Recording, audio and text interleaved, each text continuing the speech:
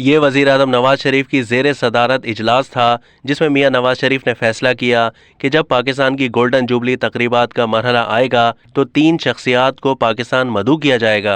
इनमें सऊदी अरब के फरमारवा शाह अब्दुल्ला बिन अब्दुल अजीज़ का नाम सरे फहरिस्त था, जिन्होंने पाकिस्तान के माशी इस्तेहकाम में अहम किरदार अदा किया था।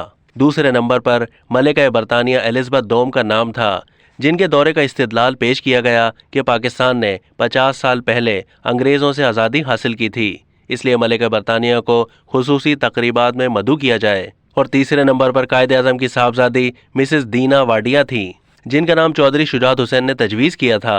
मलिका बरतानिया एलिज़ाबेथ के लिए पार्लियामेंट के मुश्तरका इजलास का एहतमाम किया गया। ताज बरतानिया के तसल्लुत से मुकम्मल तौर पर निकल जाने के बाद भी मलिका एलिज़ाबेथ का पाकिस्तान से ताल्लुक कायम रहा। मलिका एलिज़ाबेथ ने 18 अक्टूबर 1997 को उस वक्त की अपोजिशन लीडर मोहतरमा बेनज़ीर भुट्टो से मुलाकात की।